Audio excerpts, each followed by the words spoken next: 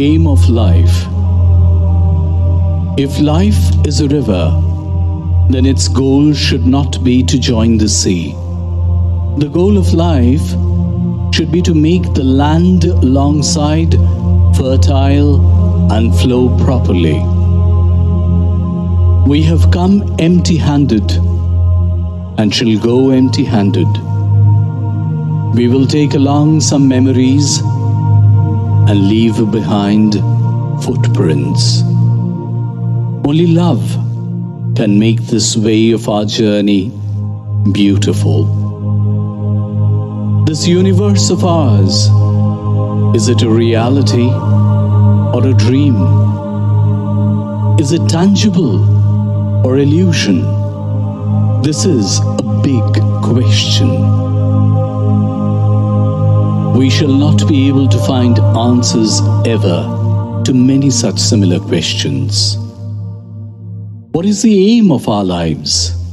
Is it success or pleasure? Advancement or sacrifice? Money or love? Power or respect? Being famous or being integrated? Work or service? Enjoying life or understanding God? Knowledge or devotion? Being victorious or discovering something new? All of us have different opinions. A soldier's aim is victory. A lover's aim is love. An artist's aim is to create something new. A saint's aim is sacrifice. A spiritual leader aims to understand the existence of God. A common man's aim is to enjoy life. For some people, work is the objective of life, while some people think service is the actual aim of life. As Swami Vivekananda said, those who serve mankind or any other living being are serving God. Devote yourself for betterment of the whole world. A businessman wants to have money, success, and improvement. But do these guarantee pleasures of life? Does power ensure respect? Isn't it equally important to be integrated along with being famous? Knowledge is more important for wise. Devotion is more important to the devotee. However, I think every man has all the desires that I have mentioned so far. Sometimes they are dominant and sometimes subdued. There are qualities of a soldier, a lover, an artist, a businessman, and others in every man. Now, we have to decide, how would we like to see our lives? Life will take us to that course in which we would like to set our lives. The aim of our lives will also follow that course.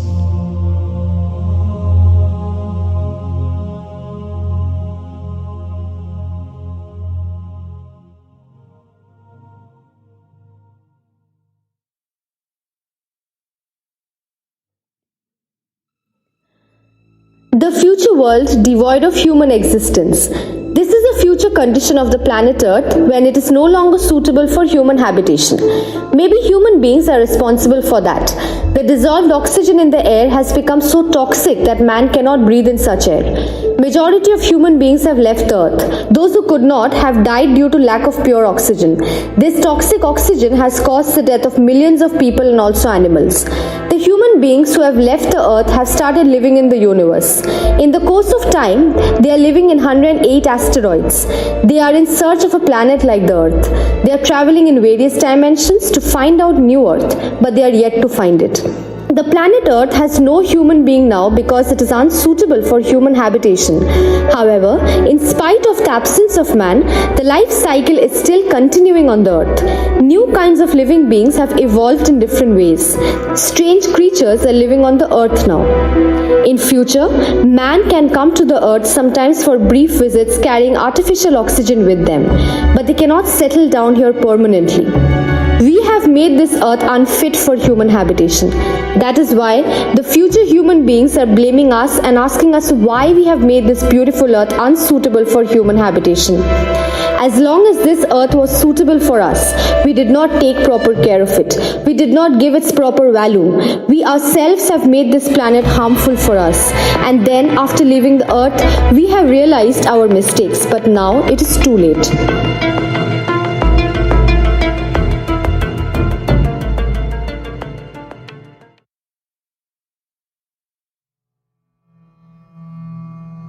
Science and religion. The more I study science, the more I believe in God. Albert Einstein.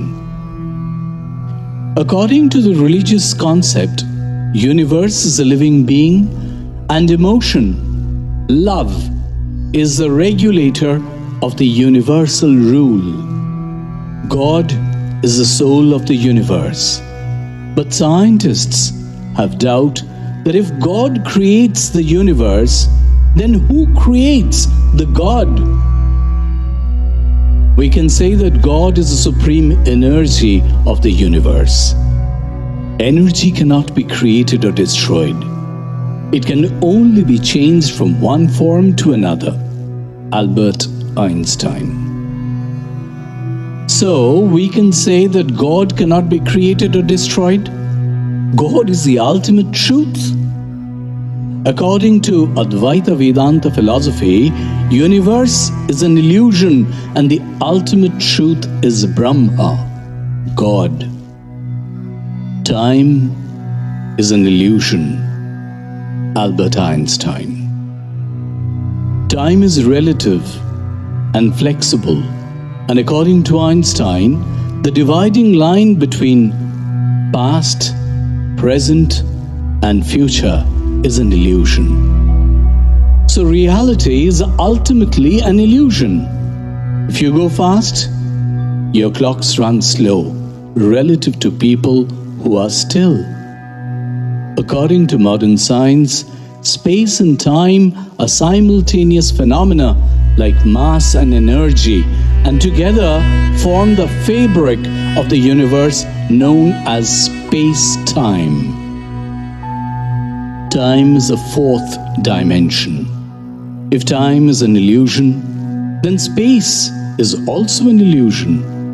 So, we can say that our universe or multiverse is an illusion. Only truth is the supreme energy, God. Science without religion is lame. Religion without science is blind. Albert Einstein. God is the greatest scientist of all time. God is the greatest artist of all time. But God is not a magician. So Big Bang and evolution theories are true. Theory of relativity is the biggest truth. God is the one, the soul of the universe. We can call him Ishwar, Allah, or God. But he is the one, the supreme energy of the universe. We should not fight each other in the name of God. No science can save us if we are not able to become moral. If we are not able to recognize our true God. Believe it or not, without religion and morality, human being will become monster. Science and religion should respect each other. Science and religion should work together to make a better world.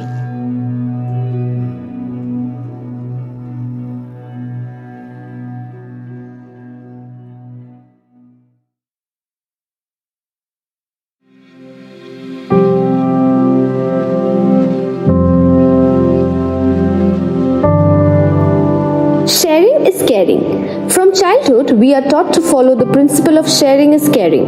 If we share our pleasures, it grows manifold. If we share our pain, the burden of it becomes less heavy. However, be it pleasure or pain, it should always be shared with real friends. Otherwise, it may have a reverse effect. In childhood, we are taught to share toys and other little things with our friends so that the bonding becomes strong. Not only friendship, but sharing is also very important for all our relationships. Just like understanding, adjustment, trust, and communication are important, sharing too is important for a relationship. If we can properly share the amount of resource available in our earth among all, there would not be any poverty. No one will die of hunger. Poverty is man-made. Man themselves have created poverty. By the unequal sharing of resources, we have created poverty. If we share the wealth, its utility increases.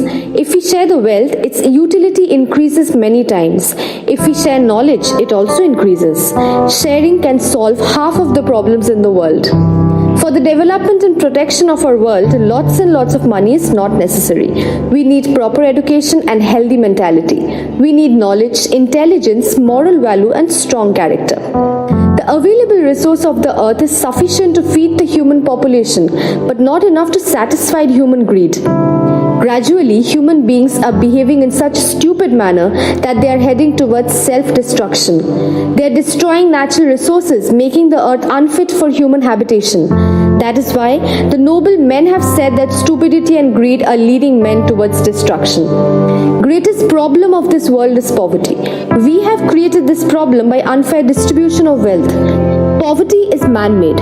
Unequal distribution of wealth results in poverty. Otherwise, with the resources that there is in our earth, no one is expected to die for lack of food. One class of people waste, so the other class of people remain deprived. 5,000 years ago, coins were brought into use in China. Since then, out of greed for wealth, one class started torturing the others. As a consequence, two different classes were created, the rich and the poor. The poor sacrifice all of their opportunities for every kind of convenience of the rich, but the rich do not care for the poor. During flood or any other emergency situation, the condition of the poor becomes the most terrible. Vasudhaiva Kutumbako means the world is one family. If we consider the whole world as one family, then our half of the problems would be solved.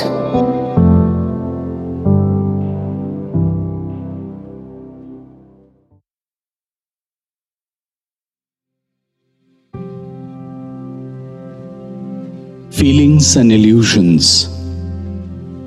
Beauty is a feeling. Had we not looked at the rose, would it have been beautiful? Had the name of rose not been rose, but instead it would have been something else, then would we have loved it?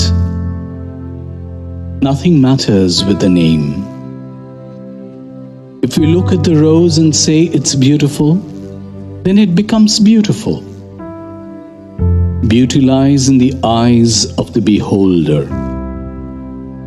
Whatever creates happiness in our mind, that is beautiful. All the feelings are being controlled by hormones. So the feeling of beauty, form, flavor, fragrance, touch, music, every feeling is a creation of hormones. In one word, we can say everything is illusion.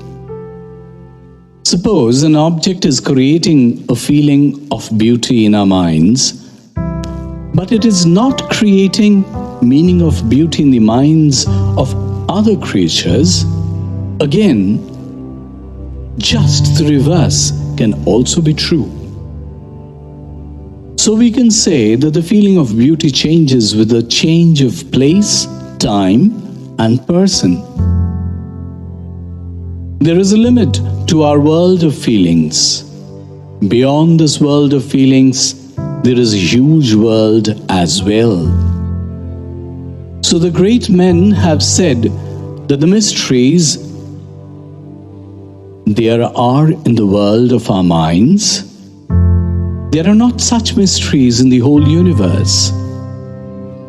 If we want to understand the macro, which is the universe galaxy, Then we will have to understand the micro, which is the structure of atoms and molecules.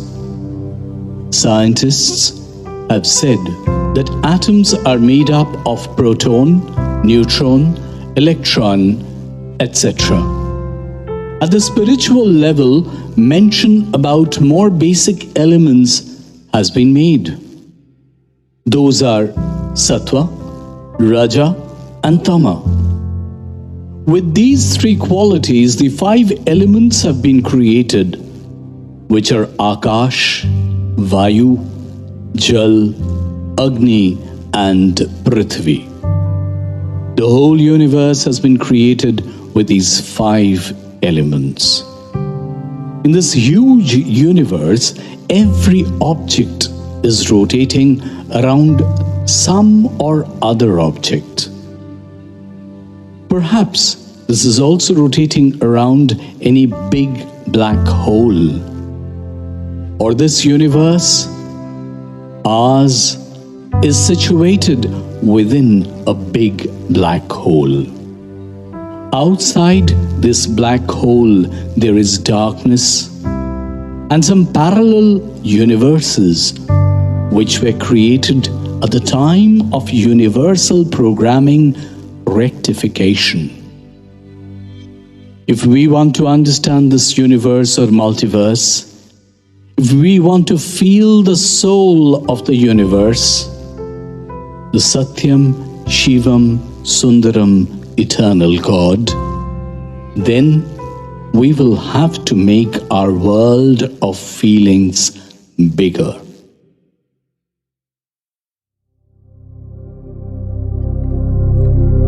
Mystic light and mysterious darkness. The battle between the light and darkness is perpetual. Light is mystic, but darkness is mysterious.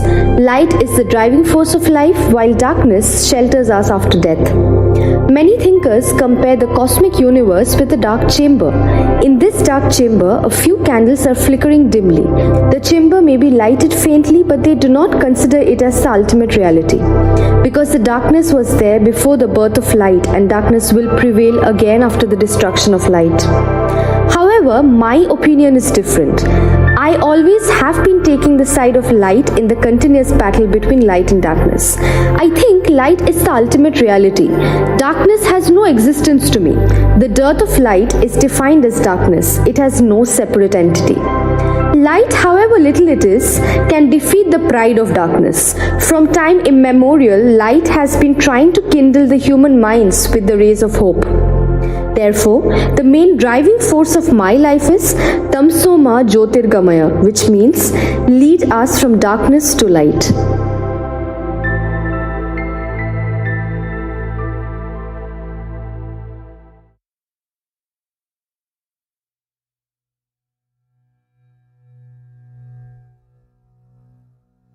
We and the earth. On this earth, however great and intelligent we might consider ourselves, perhaps we are not so. The universe is huge and is continuously growing. The space is immense, and there are many stars from where it takes millions of years to reach our earth. We have been able to travel to very few places of this space. What is there in the depths of this earth? We have very little knowledge about that as well. We have been able to make a hole only up to 12 kilometers.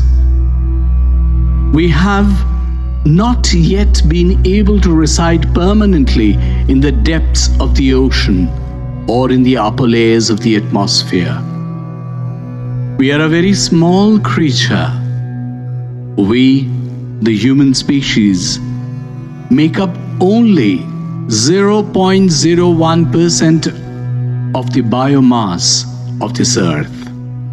Our capacity to feel is limited. With the naked eye, we cannot see microorganisms. We can hear from 20 hertz to 12 hertz. We cannot hear many sounds. We cannot experience many tastes, many smells, and many touches.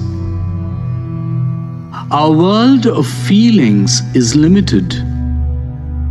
There is a huge world beyond this world of our feelings. What is happening in the other dimensions outside this dimension of ours? Our knowledge about that is very little. Many perhaps do not know that the activities of our body, our feelings, our thinking power are often controlled by microorganisms and various types of hormones. If we analyze the timeline of this universe, we will find that 1,380 crore years ago, the Big Bang happened. The universe was created and space and timeline started. 456 crore years ago, creation of this earth. 390 crore years ago, creation of the first life on this earth. 38 crore years ago, creation of tree-like plants. 23 crore years ago, the first dinosaur. 15.5 crore years ago, the first bird. 10 crore years ago, the first bees. 6.5 crore years ago, the dinosaur species was completely destroyed. 300,000 years ago, creation of human species in Africa.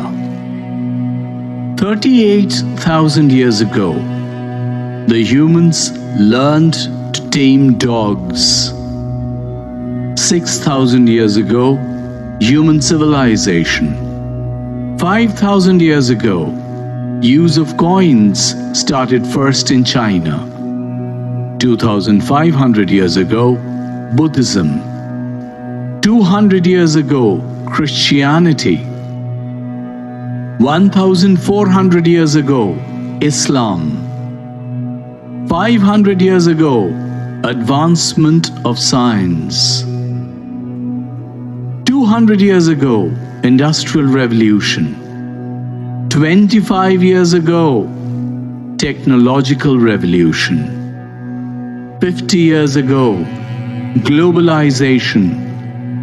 I mentioned so many events as I want to show that the history of human civilization on this earth is very little.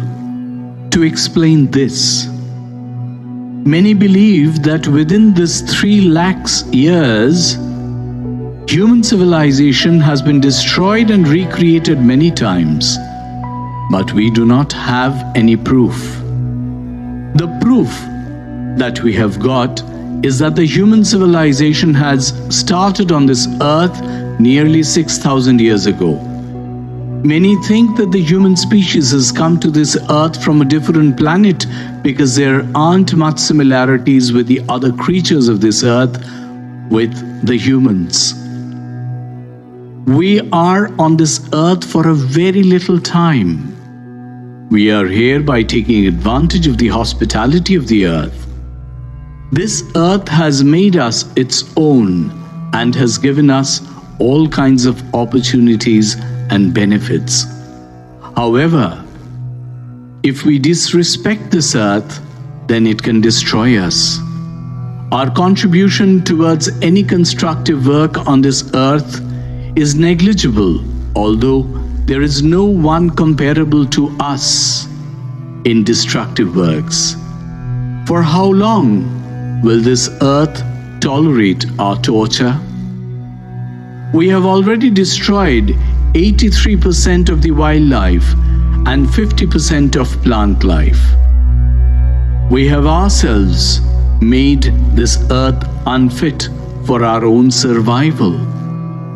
One day our greed and stupidity will become the reason of our destruction. When no human will be left who will praise the awesome beauty of this earth, who will be able to feel the beauty of this earth like us, perhaps there isn't any. So the earth has given us opportunities many a time. The time has come to change ourselves.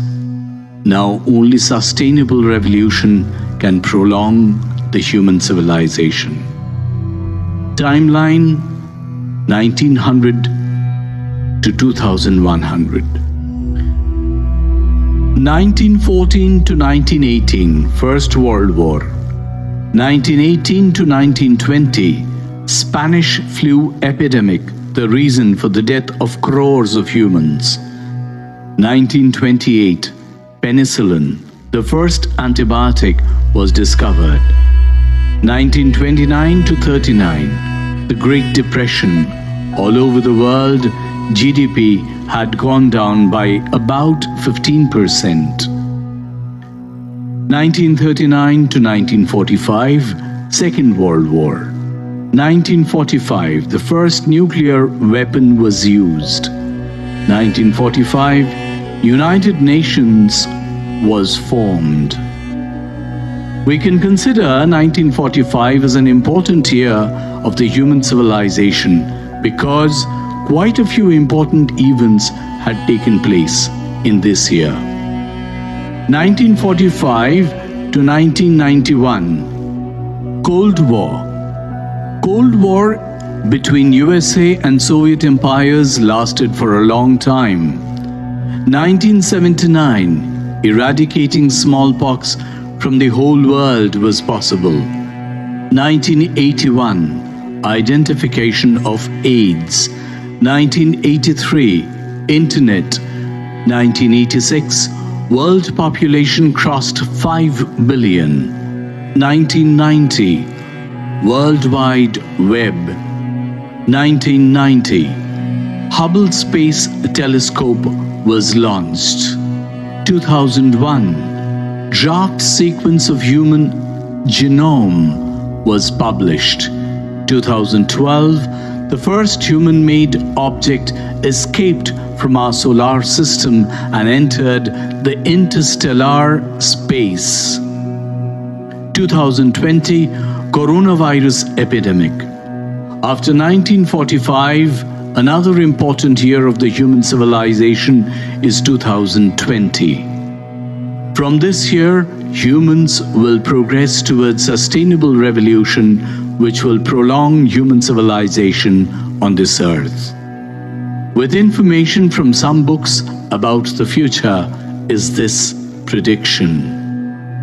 2030, in East Europe, there will be tremendous earthquake. 2036, water crisis. There will be scarcity of drinking water. 2048, electricity crisis. Due to scarcity in supply of crude oil, there will be electricity crisis. 2056, Third World War. 2068, North America will experience tremendous tsunami. 2078, Fourth World War. 2086, New Earth, new rules, beginning of new era.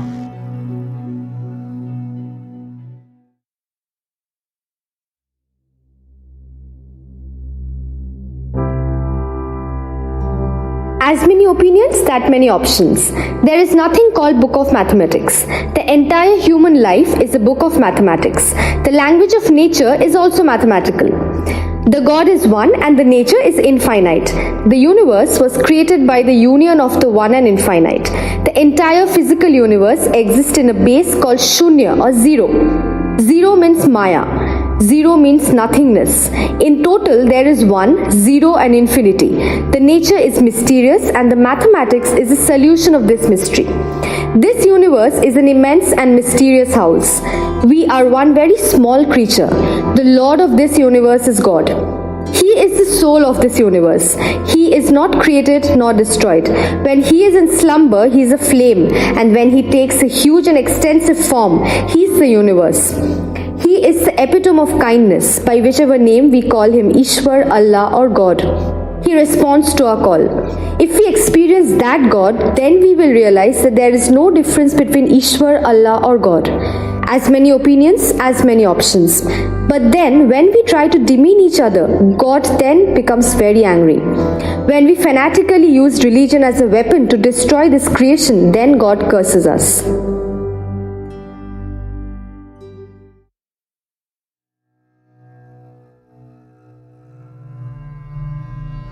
Science, Brahma, and Adi Shakti. Science has taught us, if you want to understand macro level, like universe, galaxy, black hole, then you have to understand micro level, like structure of molecules and atom. Atom is made of proton, electron, neutron, etc. Spiritual level tells about more basic elements which has made this universe, and that is Triguna. Panchabhut, or 5 basic elements, is made by these Triguna: Sattva, Raja, and Tama. Those 5 elements are the sky, the air, the water, the earth, and the fire. These 5 elements, Panchabhut, has created the universe. If we go to deep inside the spiritual level, then we will realize that the universe, which is created by these 5 basic elements, actually an illusion. Truth is the only one and supreme God.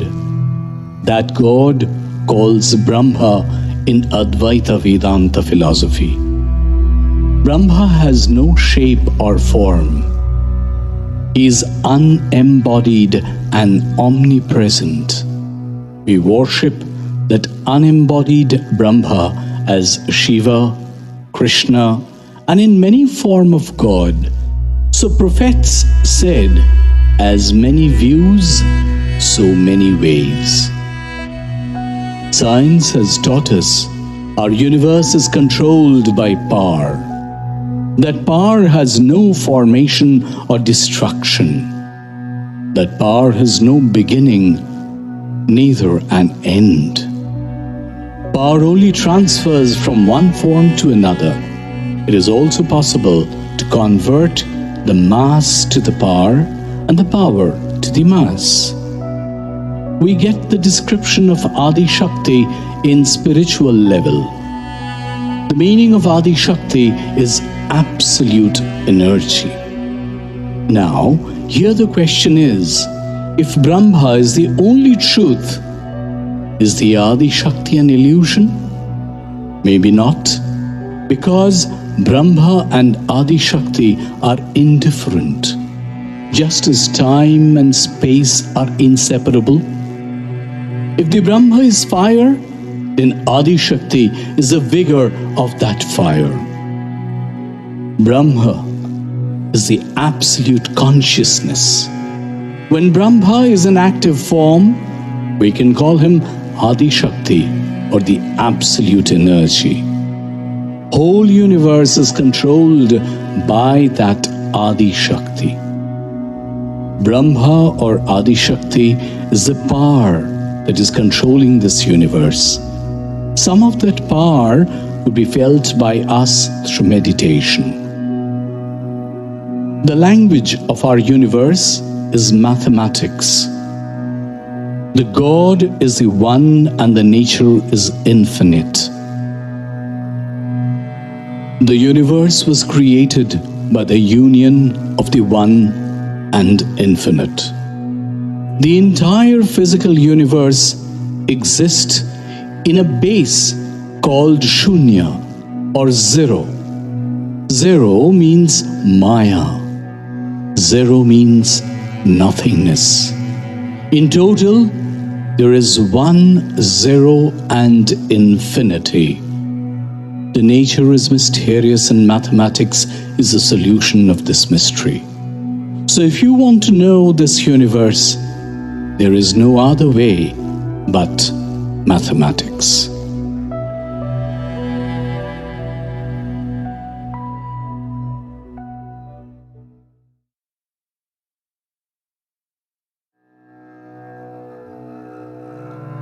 Attaining God. Is God corporeal or incorporeal? Is there any shape of God? There isn't. God is incorporeal and omnipresent. So anyone can question, then why is idol worship? The idol is one medium which builds a bridge between formless God and the devotees. God is not only one stone idol, He is one formless, omnipresent power, the soul of this universe and controller. What is the easiest way to attain God? Many feel that being engrossed always in the thought of God will perhaps make one attain God. However, true devotees know that the way to attain God is different.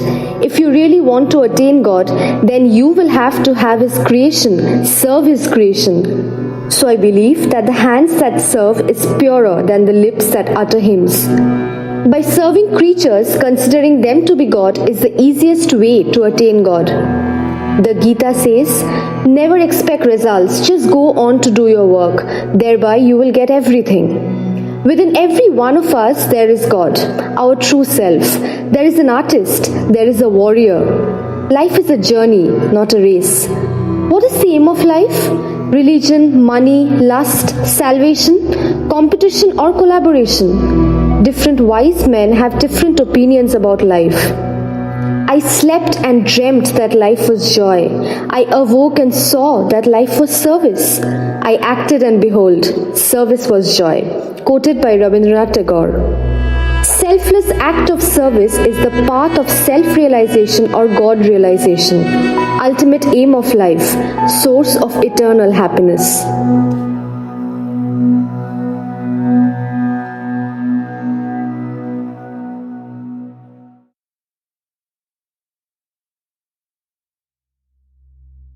Self-realization.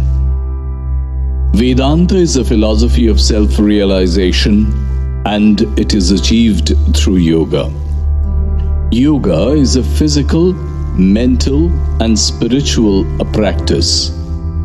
Practically, there are a few hundreds of types of yoga or practices, which are categorized into four main types. These are Jnana Yoga, Bhakti Yoga, Raja Yoga, and Karma Yoga.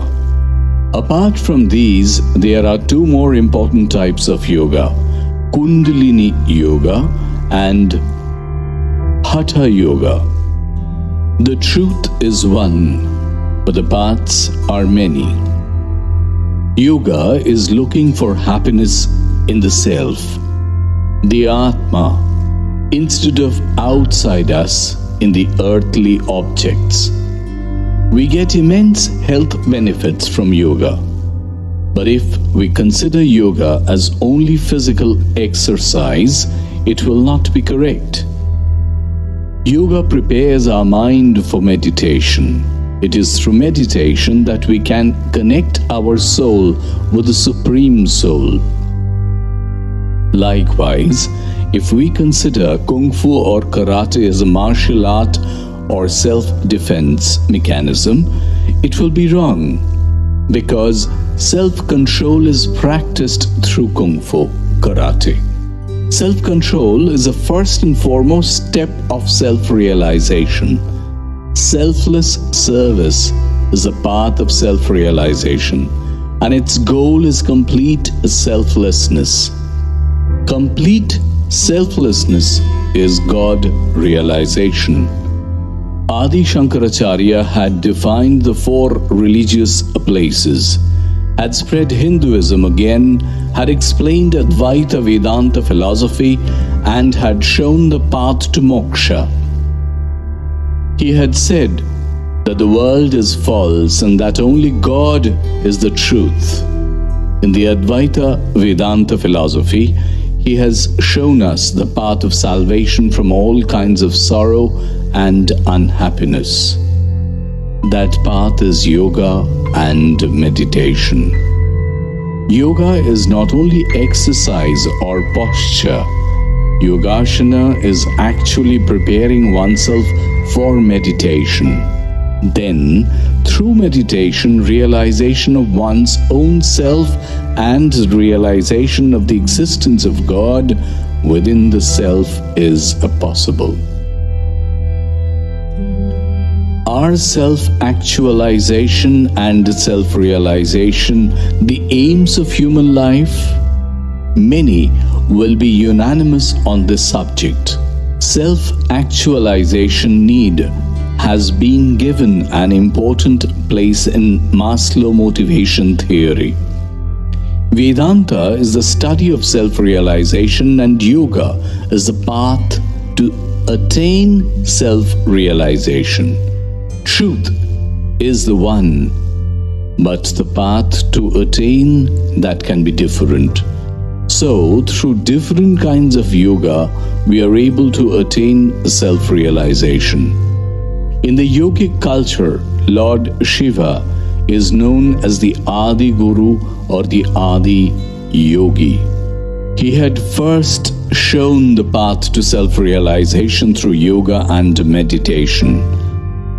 It is not in our materialistic world, but in our internal world where the direction to real happiness lies. It is impossible to experience that through yoga and meditation. When we will be able to realize our true selves and the existence of God within ourselves, then we shall not have any sorrow of any unfulfillment. If we can see God everywhere, in every creature, then we will be able to love everyone selflessly.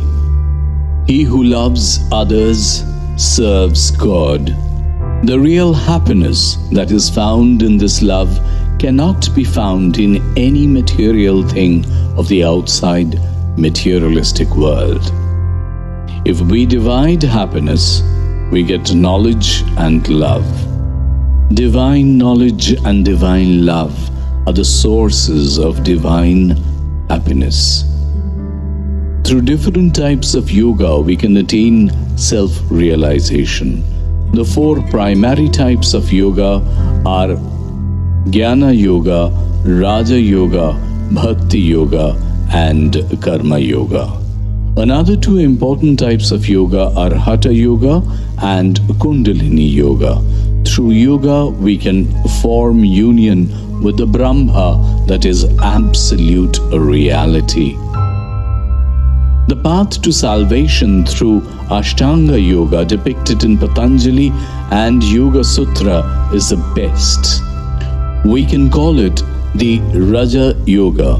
The Ashtanga Yoga is Yama, abstinence, Niyama, observance, Asana, posture, Pranayama, breathing, Pratyahara, withdrawal, Dharana, concentration, Dhyana, meditation, and Samadhi, absorption.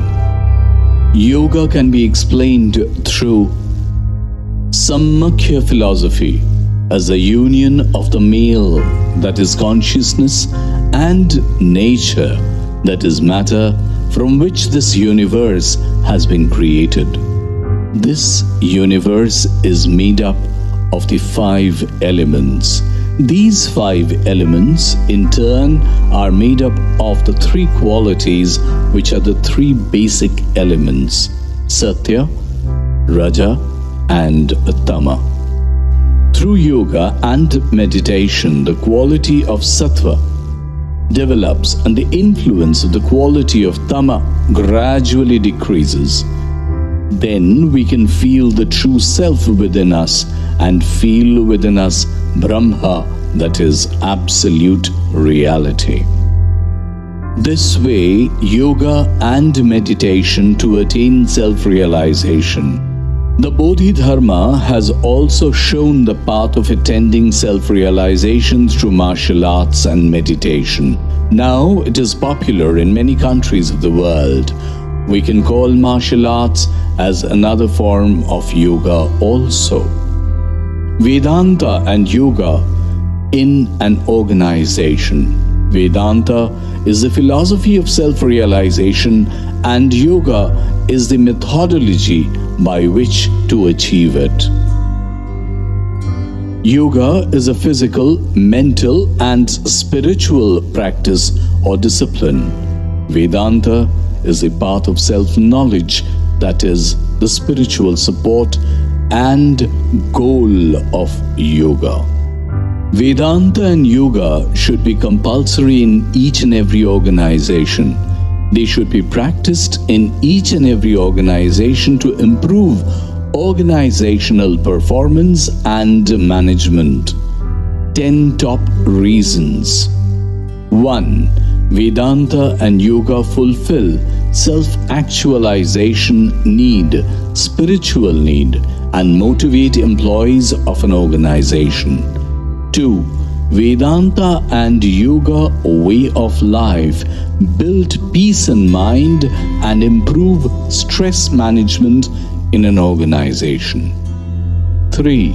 Vedanta and yoga boost physical energy.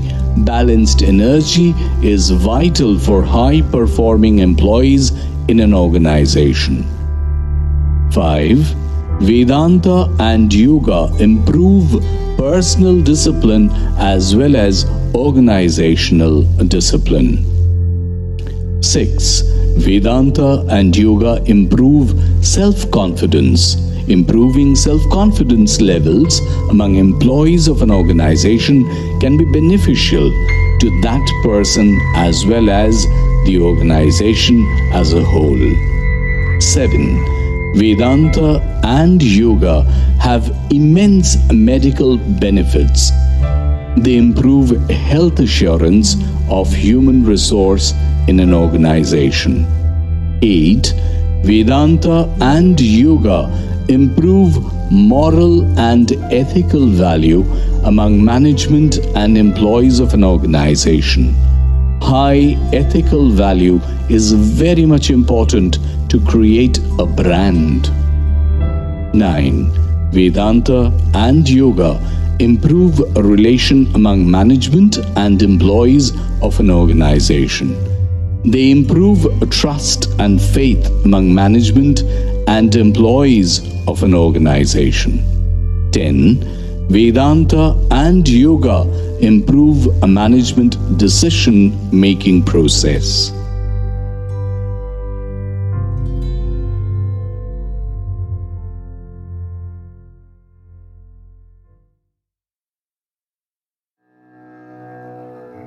Beyond the world of perception. Our world of perception is restricted to a specific limit. Sometimes we think what we cannot perceive is not true. There is, however, a world beyond the world of our perception. We might not perceive that, but some other creatures might. The power of perception of different creatures is different. We cannot perceive the spirit, the supreme spirit.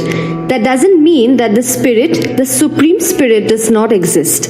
Perhaps after death, the spirit roams around us, but we cannot perceive that because the world of our perception is restricted to a certain limit. Whatever we can experience, we consider to be true. But there are a lot of things in this universe which we cannot experience through our sense organs. There is a limit to every sense organ of ours. We cannot experience anything beyond that limit. But if we consider which we cannot experience to be false, then we are wrong. With the naked eye, we cannot see the microorganisms. The smelling power of dogs is more than human beings. We cannot experience those smells that dogs can.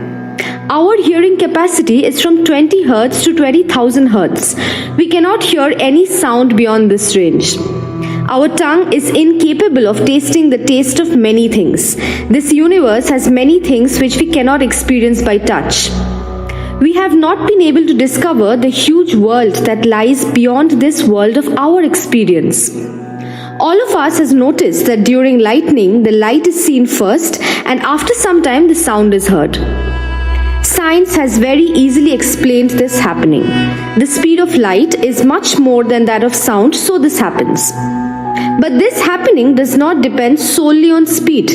This capacity of experience among different creatures is different. We hear the sound of thunder while after the flash, but some other creature can perceive it before us. In the future, much more research will be done on this subject and many missing links of science will be connected.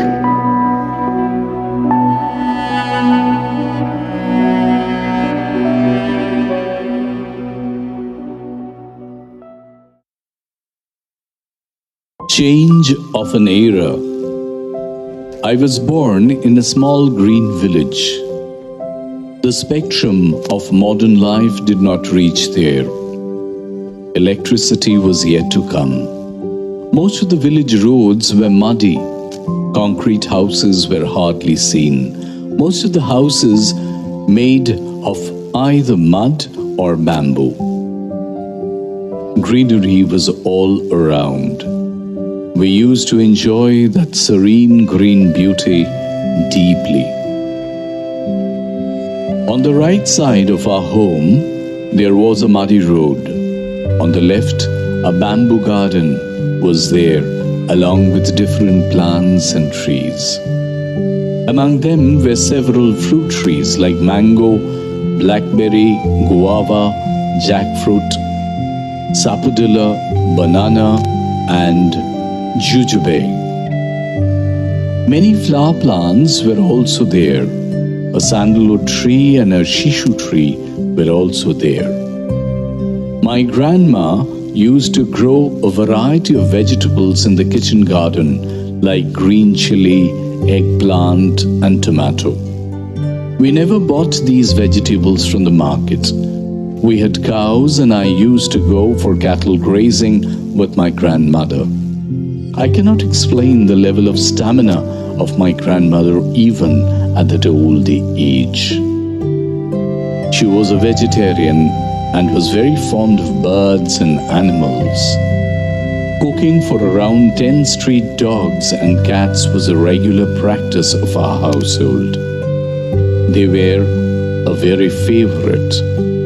I used to see that flocks of birds like stork, pigeon, and crow gathered after her lunch. My grandma used to feed them. After finishing the food, those birds flew away in the open sky immediately. I watched them daily. We used to enjoy the first rainy day of the monsoon with great pleasure and enthusiasm. We played in the rains throughout the day. That pleasure of the first rains of the season was priceless for us. There were so many images of the rainy season. The sound of the raindrops falling on the tin-made roof, the croaking of frogs, the chirping of crickets, the deep and quiet night, the rustling of leaves. My father used to read the newspaper or do some office work in dim light.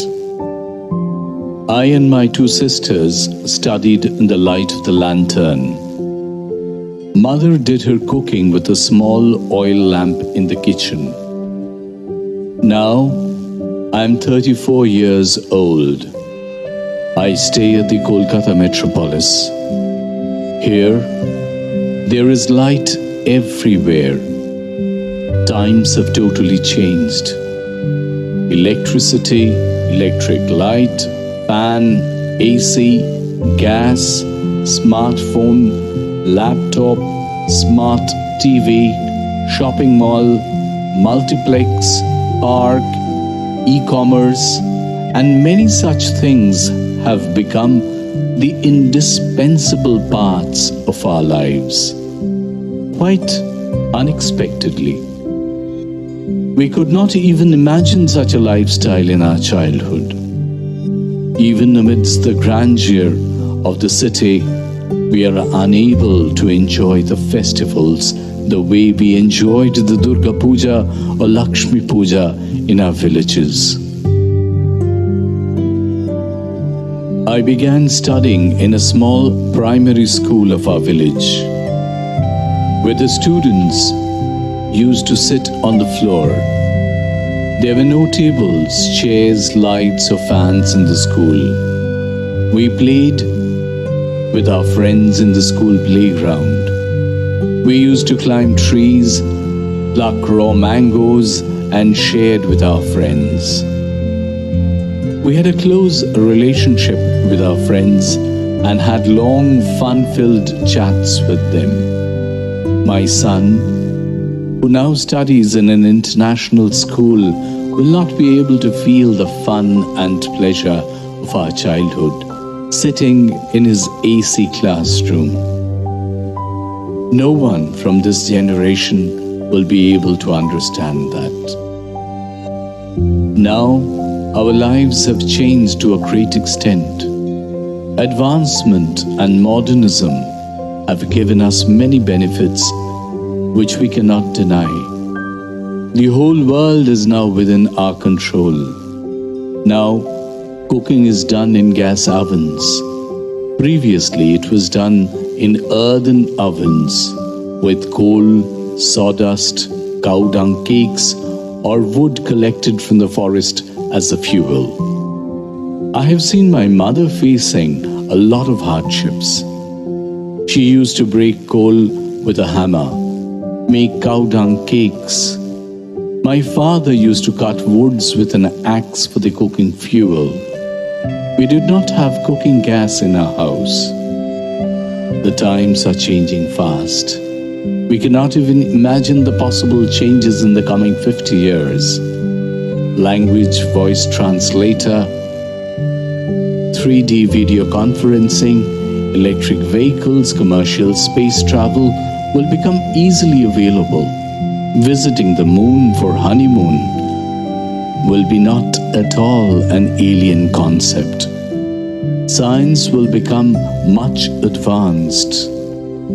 There will be a human habitation beneath the sea. Another human civilization will grow there. There will be nothing to get astonished about.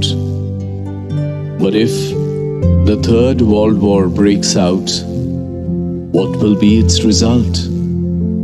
The amount of lethal weapons the world has till date, it will be enough to destroy it completely.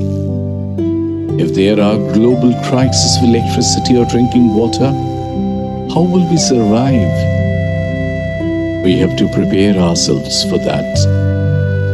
We have to prepare ourselves for any emergency situations like pandemic, natural disasters, etc.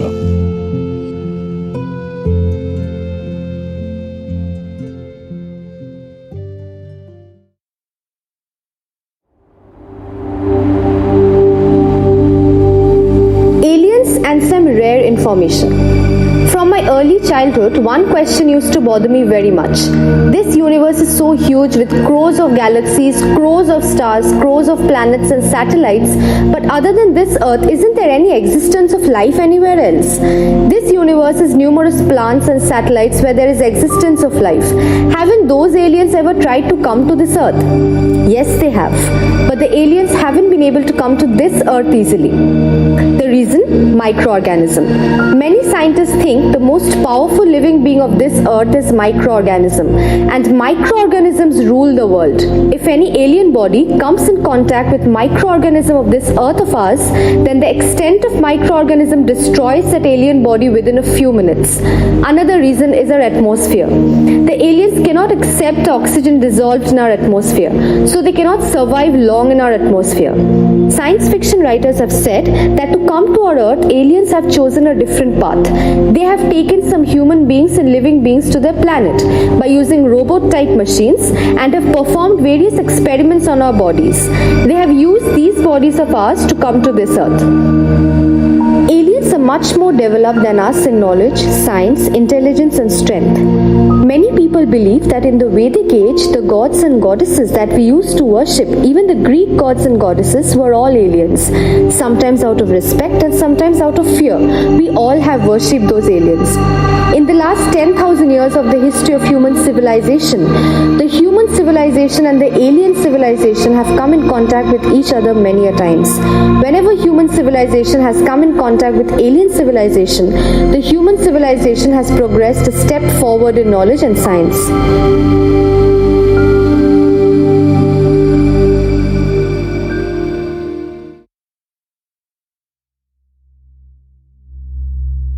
The dolphin and other sea creatures. This earth is 3 parts of water and 1 part of land. Some places in the oceans are so deep that even the Mount Everest can be submerged. How little do we know about the huge world of animals and plants in this immense oceans? Probably, within the depths of the oceans, there are many creatures also which are much more intelligent than human beings, and those creatures have carefully kept their own world segregated from ours.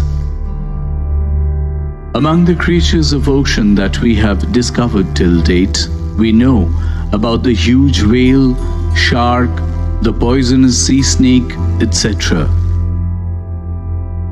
It has been found from scientific research that the brain of the dolphin is developed like the brain of humans. They are more intelligent than human beings. The nature of the dolphin is very convivial. Like humans, they also live socially. Empowered with the strength of science, if someday we can reach to the huge civilization of aquatic creatures inside the depths of the oceans, then certainly we will witness a developed social civilization of dolphins and other sea creatures there. Perhaps those creatures have kept their civilization segregated from ours because on this earth we are the only intelligent creature who are themselves spoiling this nature. This earth by making it unsuitable for existence, and we are ourselves inviting catastrophe. Yet we consider ourselves to be the most intelligent creature of the earth.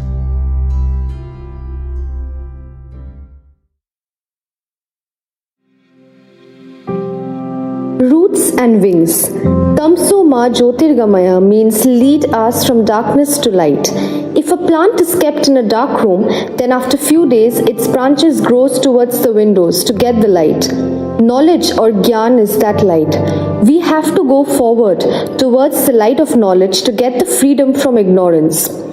For the development and protection of our world, lots and lots of money is not necessary. We need proper education and healthy mentality. We need knowledge, intelligence, moral value and strong character.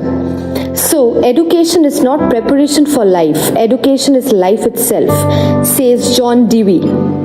Apart from the topics included in the school syllabus, what else should be taught to the students? There are lots of differences in opinion about this. Many believe that the students should be taught martial arts, yoga and meditation. These activities keep us healthy, make our mind cheerful, help in self-control and also enable spiritual upliftment. Should religious lessons be made compulsory in schools? The teachings of the religion which teach a man to love others and respect other religions are good, but the religious lessons which create differences among people are not at all acceptable. Principles, morality and ethics should be taught from the school level to terminate the very base of corruption and terrorism which are destroying our systems. It is necessary to teach morality and ethics. Cleanliness is godliness. Students should learn about that. Students should be taught sharing. They should be taught a sense of ethics. Proper importance should be given to their behavior and the formation of moral character. Now it is necessary to start practicing the principles of reasoning, decision making and case studies from the school level. Students should be explained the details of climate change, natural resources and environmental issues. This is because today's students are the responsible citizens of the future. They will be given all the responsibilities in future. Agriculture should be taught as an important subject from school level itself. Small business management, entrepreneurship skills should also be taught from the school level. Apart from that, training on different kinds of handicrafts should also be given from the school level. A student's root and wings should be made strong with the help of education, so that they can become stable in future and take their flight of desired achievement and elevation easily. Every student should be taught. Number 1, do not waste food, electricity, petrol, diesel, etc. Money is yours, but resource belongs to society. Number 2, plant a tree, care animal, save ecosystem. Number 3, help one poor family. Number 4, clean your society, stop unnecessary pollution, say no to firecrackers. Number 5, be spiritual. Learn about your true self. If education fails to teach us the moral values, if it fails to build us up as humans, if a school fails to teach a student about protecting the environment and controlling environmental pollution, then there is no use of such learning. The learning which will not only make us skilled but also build up as true humans will be considered as true learning. The learning which will teach us to prevent wastage of natural resources and conservation of natural resources will be considered as true learning.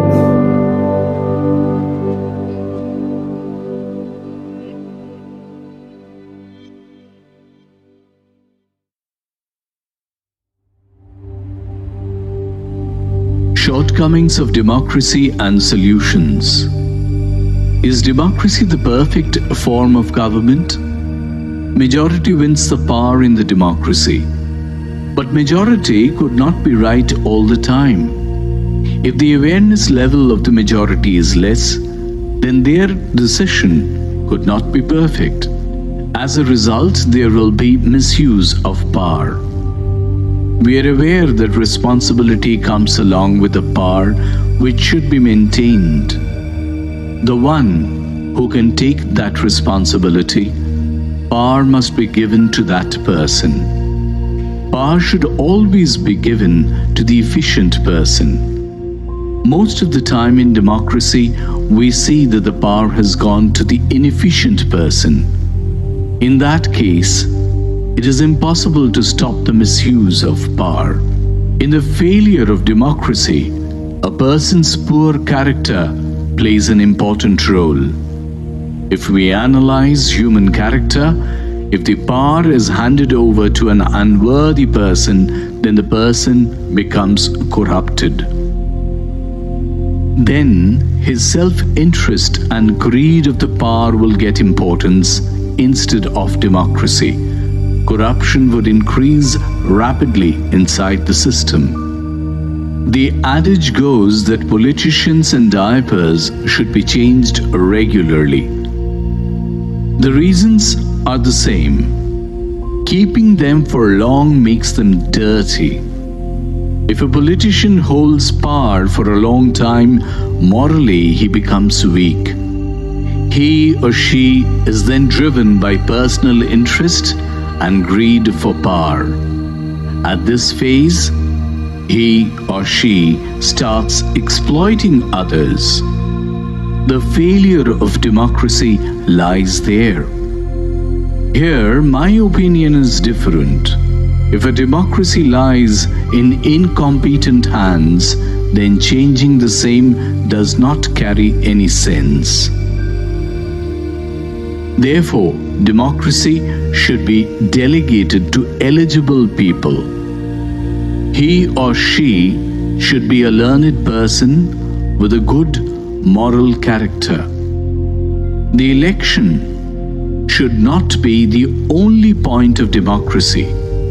Eligible persons should be given the power by the twin process of both selection and election. Because the verdict of the majority may not be good for the community. First of all, there should be minimum eligibility criteria for participating in an election. The candidate should be a doctorate.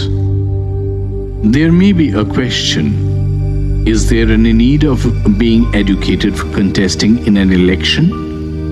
The reply from my end is yes, because it is assumed that educated people seldom misuse the power. Secondly, they have to appear in a qualifying test like civil service examination.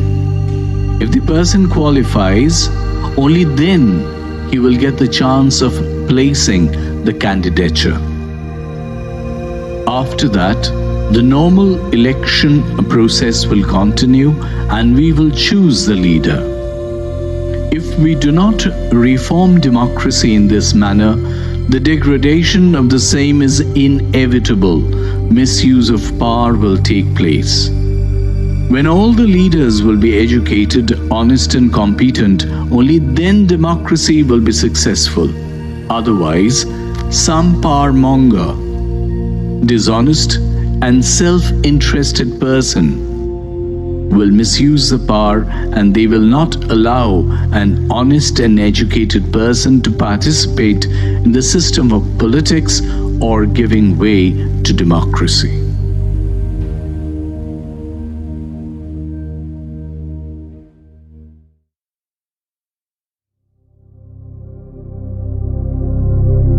Mysterious time. If there is anything most mysterious on this world, it is time. As we find in science fiction stories, we can reach into the past on a time machine, but that is perhaps never possible. The speed of time is continuously current flowing towards the future, so against the rules of nature, as it is never possible to reach into the past. However, we can reach the future. If we are empowered with the power of science and can travel into different dimensions, then it is possible. The mythological stories say that when it is one day in heaven, 1 year passes on our earth. The scientific explanation is that in different dimensions, the speed of time is different. So, if we go to a different dimension where passing 1 day is equal to 1 year on the earth, then in that dimension, after passing 100 days and returning to the earth, it will be seen that 100 years have passed here. Again, the reverse can also happen. If we can reach one such dimension where passing 1 year is like passing only 1 day on this earth, different dimensions have different speed of time. Who is controlling this speed of time? He is one and only, the Almighty. He is the soul of the universe. He controls the speed of time. He is so powerful that he can stop the speed of time. If the speed of time stops, then all the objects of this universe will stop at the same time. Perhaps most of us don't know that every object of this universe is revolving, centering around some or the other object. Stopping of time means all the moving objects of this universe stopping simultaneously. As we find in Mahabharata, during the war, Sri Krishna was imparting the knowledge of Gita to Arjun. He had slowed down much the speed of time. Now the question is, can the speed of time flow in the opposite direction? Perhaps it is not possible against the rule of nature. The Almighty God also perhaps does not intend so.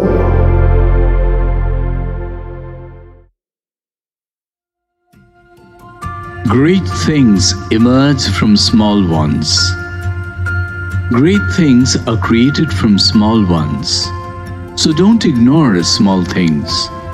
Tomorrow it may transform into a large one. Do not consider yourself insignificant, else you will suffer from inferiority complex. Remember, the great things emerge from a small one. Life can be made from a small egg. What about our dear universe? Even the universe was created from an egg, and it is expanding continuously. It is growing in size every now and then. At first, you have to understand this universe at the micro level if you want to appreciate it at a macro level. So, if you want to have an idea of the galaxy and the other things, you have to understand the structure of molecules and atoms first. If you want to understand the soul, then you have to understand the self. If you don't appreciate your own self, you cannot realize the soul. The understanding of God is only possible if you can connect yourself to the cosmic soul. Only then we will appreciate the absolute reality of the Brahma. Don't get demotivated by whatever little progress you have achieved, and never demotivate others. Always remember, great things emerge from small things. Always try to forge ahead. Trust yourself that one day surely you will reach your goal. Remember, you have to face a number of failures to achieve success. You just need to make your attitude strong and forge ahead. Always remember, great things emerge from small things.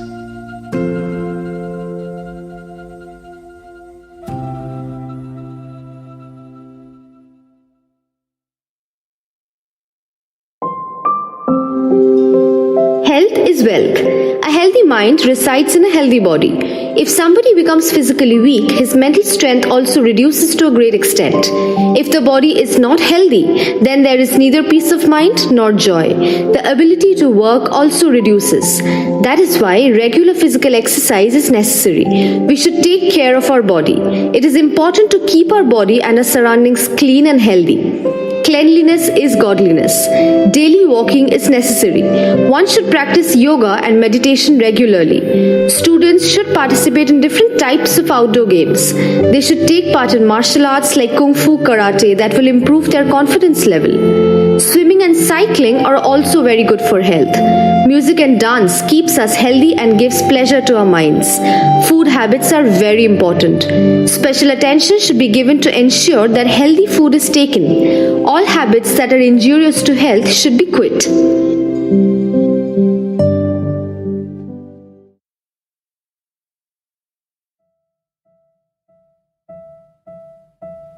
Farmers.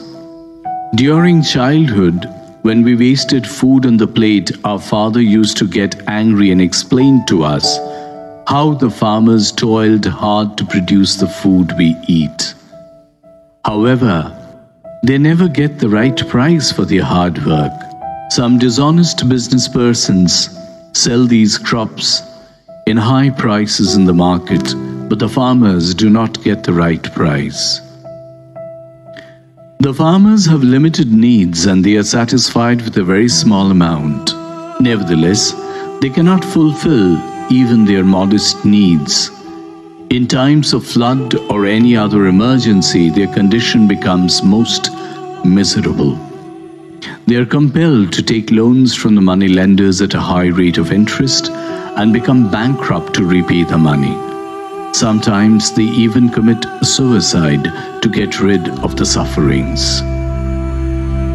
The earth has so much of resources that none of us should be in poverty. The unequal distribution of wealth has created poverty. This is why poverty is a man-made problem. But is this kind of social system proper, where one class of people wastes resources and another class faces poverty? That is why our father used to tell us, never waste anything. You will never have scarcity. Can a scarecrow look after the plundering of the profits of the farmers? The government has to give special attention to it and make a proper system so that the farmers get the right price for their hard work. It has to form a special department to protect the interests of the farmers. Not only the government, but we also have to come forward and fulfill certain responsibilities towards the farmers. We have to take special care to ensure that those who produce the food we eat do not die in hunger and poverty.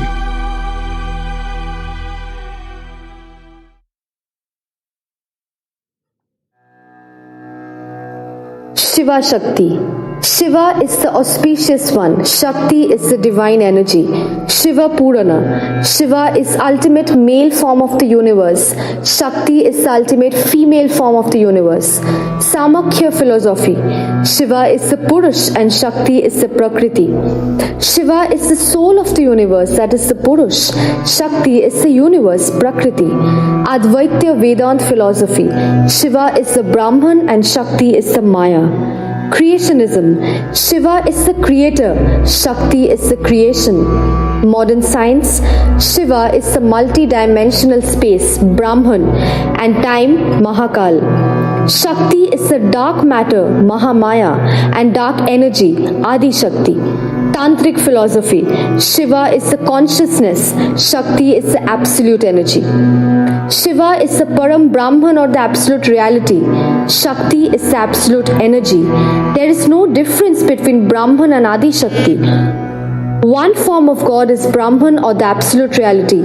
Other form of God is Adi Shakti or the absolute energy. When Brahman is an active form, we call him Adi Shakti. In yogic culture, Shiva is considered as Adi Guru or Adi Yogi. Shakti is considered as Adi Shakti.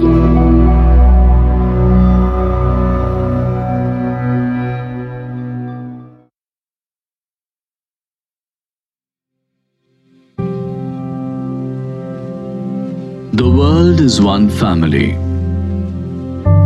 The world is full of varieties. In this world, Hindu, Muslim, Christian, Buddhist, various types of religion, race, language, customs, cultures have come together into a homogeneous mixture. The world is varied. That is why our world is painted beautifully in the colors of the rainbow. But there is unity among variety. We have a particular identity, religion. That religion is humanity. The world is one family. We believe staunchly, whoever loves creatures serves God. But when one particular religion, race, or language, in order to prove its superiority, attacks other religion, race, or language, then the religion of humanity becomes obliterated.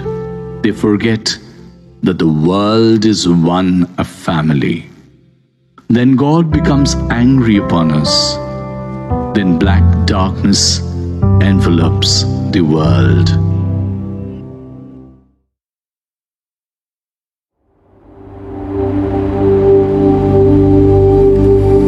Microorganisms. We are never alone. We live and surrounded by microorganisms. We cannot see them with our naked eyes, but they are everywhere. They are the smallest living organism. We all have a negative perception in our mind towards microorganism. Virus, bacteria, etc. causes many diseases in our body, so we despise them. Since my childhood, I have been very curious about microorganism and it has increased with time. So when I grew up and I started studying microorganism, I have realized that we and up until now, whatever the scientists have researched and learnt about microorganism is way too little. Microorganisms have a separate world. We cannot see them normally with our naked eyes. We cannot perceive their world. Most of us do not know that more than 6 billion microorganisms live inside the mouth of a healthy person, compared to total human population of Earth, which is 7.3 billion. Most of us do not know that only less than 1% of microorganisms are harmful for us, and the remaining more than 99% of microorganisms, most of them are useful for us. Microorganism takes our body back to the nature after our death. Microorganism controls our thoughts, our feelings too. Microorganism helps to complete many necessary functions in our body. Microorganism plays a very important role in our formation and revolution. Microorganism has formed millions of years ago than the human species, and it will exist millions of years more than the human species. We live in a particular layer of the earth, but microorganism lives in different layer and in different temperature and everywhere in water body, in land and in the sky of the earth. The teacher. I was very obedient from childhood. I was also very loyal to the teachers.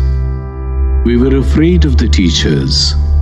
We also respected them. Even today, if I come across an old teacher, I touch his feet to show my respect, because I consider the blessings of the teachers are priceless.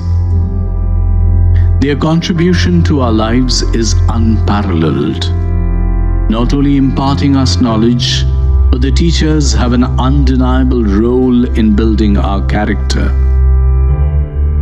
Wherever we have reached today, or whatever we have achieved, are due to the teachers' relentless hard work. At that time, the teachers punished the students harshly for any carelessness in studies. Even if a student is absent to the school without any reason, the teacher used to visit his house and beat him up in front of his parents. This kind of treatment is unthinkable today. Now, the parents do not want the teachers to beat or punish the students severely. However, they never hesitate to blame the teachers if the students do not have good results in the examinations. In our times, the situations were different. The approaches of the parents have undergone great changes within just a few years. Maybe we are now more interested in the Western education system.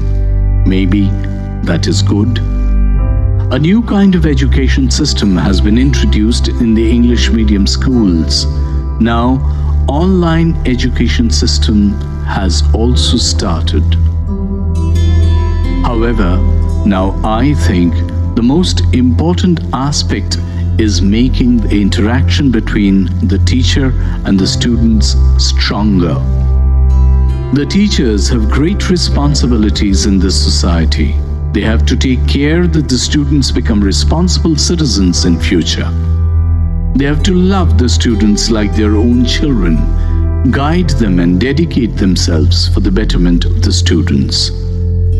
A student should also understand that it is the teachers who can show them the right path of life. They have to pay due respect to the teachers.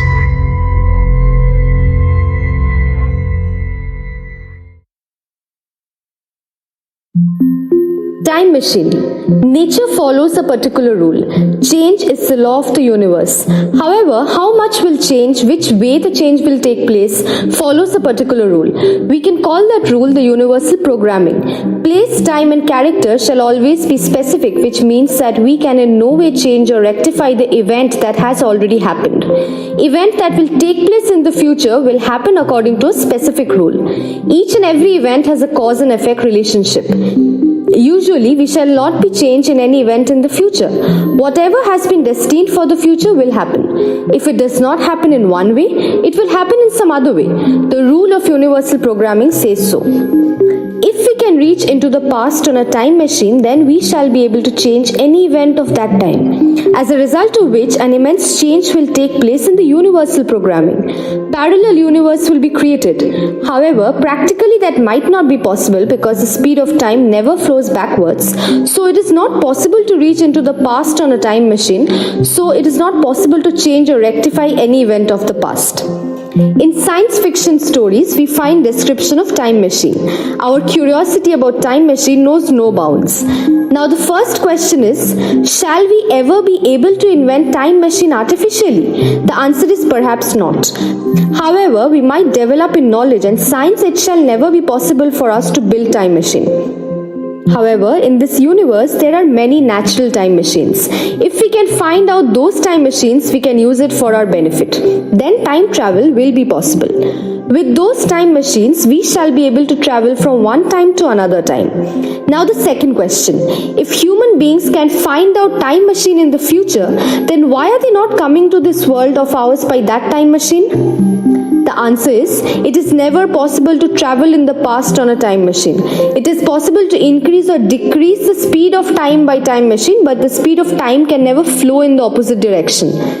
The scientists have explained, if anyone travels at close to the speed of light, then to him the speed of time will reduce greatly. So we can say that place, time and person are definite. Those can never be various. We live within three-dimensional space. Time is the fourth dimensional. Space and time are inseparable. That is why whatever has occurred can never be changed. That is why it is not at all possible to travel on a time machine into the past. However, we can travel on a natural time machine into the future. In the future world, we will get such types of time machines. If it is possible to reach a different dimension through a wormhole, then with the help of cosmic strings and supermassive black hole, time travel will be possible.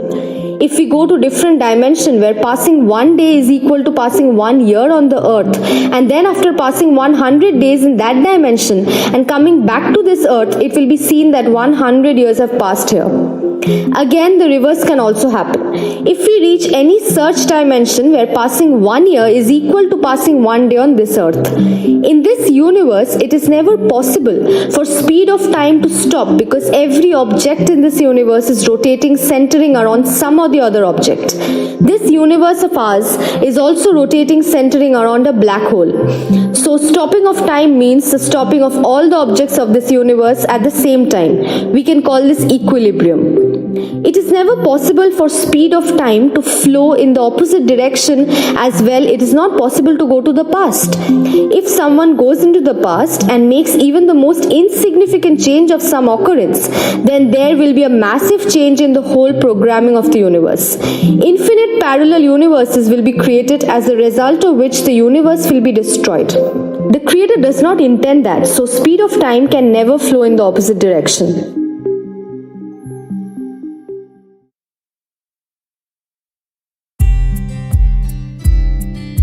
International Children's Day. International Children's Day is celebrated every year on the 20th of November. It is celebrated to improve awareness among the children, to improve their welfare and establish the principle of unity in diversities. One who is minute today will transform into massive in future. Change is the rule of this world. Today's child will become a responsible citizen of tomorrow. That is why we have a lot of responsibilities towards them. We have to gift them beautiful earth. We should take utmost care so that no child loses his or her life due to starvation or malnutrition. We must make proper arrangements for the children to come out of the darkness of ignorance and get the light of wisdom. Providing proper education and good health to all the children is our responsibility. That is why all of us should take a pledge on the International Children's Day. Right from the beginning of their childhood, every child should be taught to follow the principle of sharing is caring. If we share our pleasures, it grows manifold. If we share our pain, the burden of it becomes less heavy. If we share the wealth, its utility increases many times. If we share knowledge, it also increases. Sharing can solve half the problems in the world. The resources available in this world may be sufficient for all the people, but due to the unequal distribution of wealth, we have created a poverty. That is why a class of people is wasting resources, while another class is finding it difficult to fulfill the basic needs of food, clothes, and shelter. So right from the beginning of their childhood, every child should be taught not to waste anything, and then there would be no scarcity. They should be taught the principles of sharing and caring. Poverty can be removed by sharing and caring. Much money is not needed for the development of this world. Only good education and healthy mentality are required. Every child should be taught that health is wealth. A healthy mind resides in a healthy body. That is why regular physical exercise is necessary. We should take care of our body. It is important to keep our body and our surroundings clean and healthy. Cleanliness is godliness. Food habits are very important. Special attention should be given to ensure that healthy food is taken. All habits that are injurious to health should be quit. The children are soft-natured, so we should take special care so that they do not get depressed for any reason.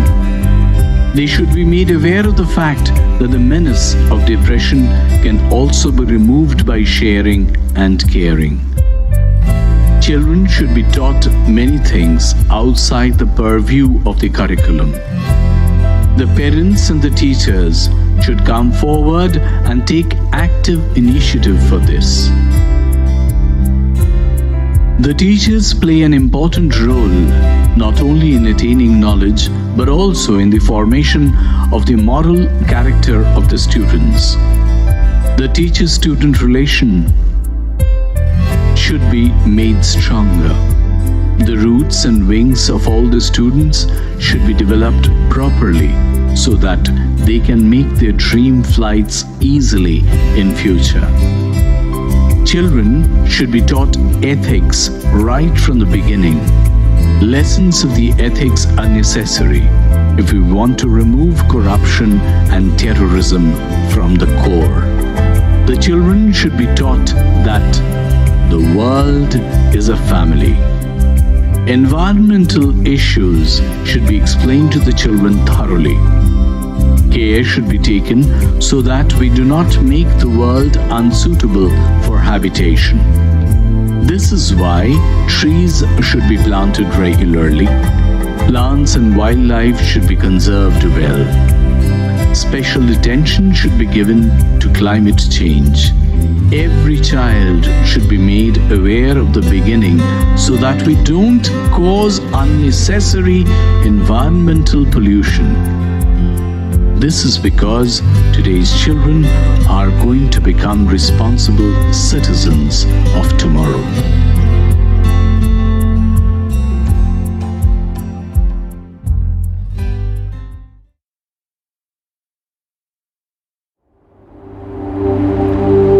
Change is the law of the universe. Nature follows a particular rule. Change is the law of the universe. However, how much will change, which way the change will take place, follows a particular rule. We can call that rule the universal programming. Change is the order of life. We have come to this earth empty-handed and will also depart with empty hand. Nothing is our own in this world. Even our own bodies will be dissolved in 5 great elements one day. Nothing is permanent, not even our problems. Just as night comes after day and day comes after night, those who persistently try, they never lose. It is not possible to be successful every time in life, but those who consider failures to be the stairs of success, they never lose. Making knowledge, indifference and devotion the companions walking on the path of truth, goodness and beauty is called life. The ever-cheerful God wants that, love and purity. This mortal body of ours, our life, and in a bigger sense, this universe of ours, are a bunch of software programs in the hand of God. To add or delete one software program, suddenly one huge change can take place. So, God has said, change is the law of the universe. There is no system or place in a system which is absolute. Everything in this universe is relative. Nothing is absolute. Everything in this universe is illusion. Only God is the truth, the absolute reality.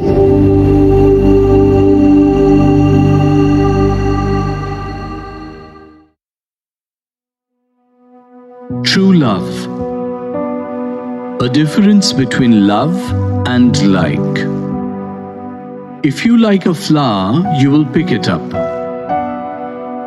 But if you love a flower, you'll water it every day. If you love a flower, don't pick it up. Because if you pick it up, it dies and ceases to be what you love. So if you love a flower, let it be. Love is not about possession. Love is about appreciation. What is the meaning of true love?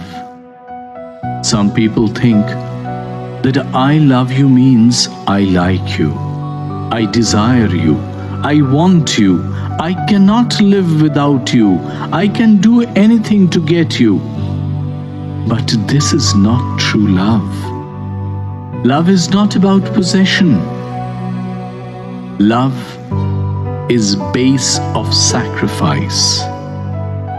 I love you means that I want to give everything to you. This is the most powerful and beautiful emotion in the world. True love is really rare in this world. True love is divine love. Only two beautiful souls can love.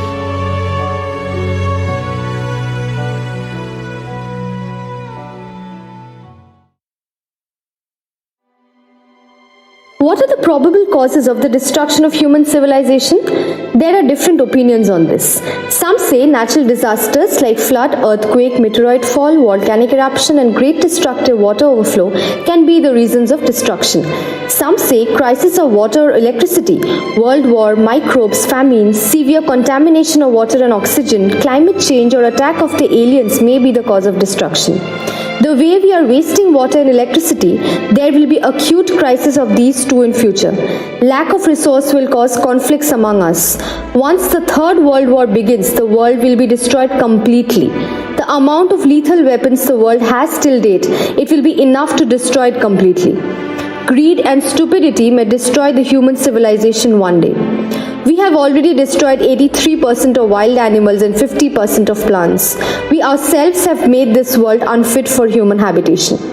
If, because of us, balance of food chain is destroyed, then by the rule of nature, new food chain will be created. In that food chain, the role of humans will become insignificant. This world was already there before we were created. When we will be finished, it will still be there. If we disrespect this nature, then this nature will finish us. We must not forget that we are surviving in this world by taking advantage of the hospitality of nature. We must not forget we are surviving in this world by taking advantage of the hospitality of nature.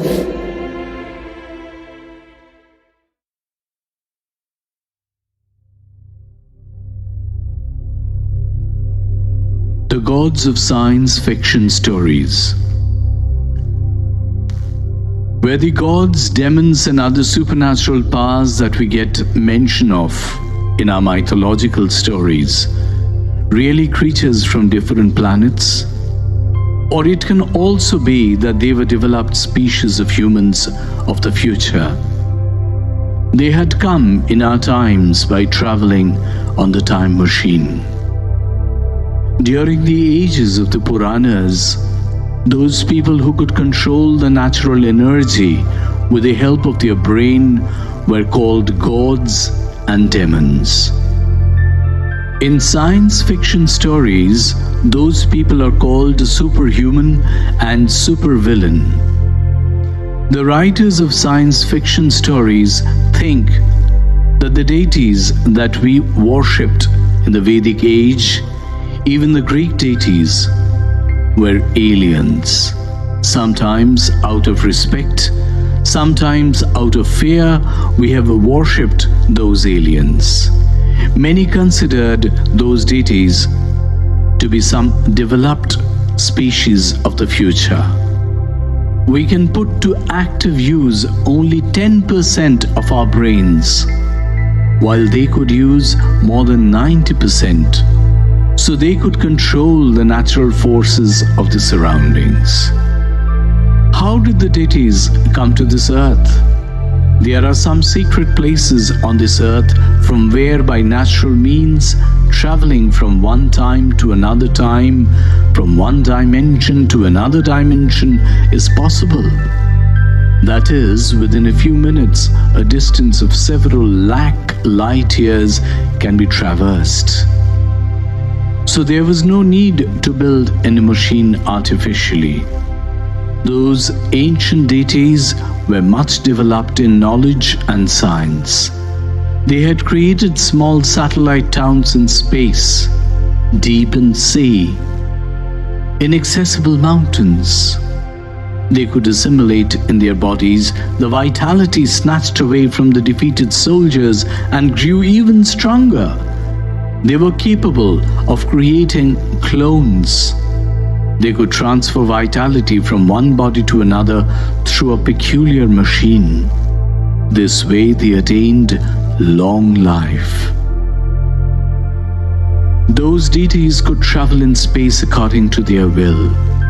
They could travel from one place to another very fast, with minute bodies, vanish like invisible man. They were efficient in hypnotism. By means of a peculiar machine, they could extract the vitality of any creature. That machine was so powerful that it could send one big town into a black, dark world. We perhaps do not know there may be some natural medicine in this world that can cure all our diseases, can grant us permanent youth, that can provide immortality to our cells.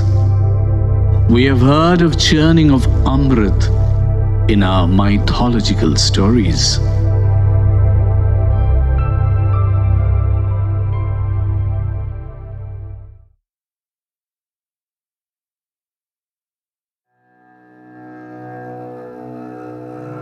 Some unbelievable facts of the Purans.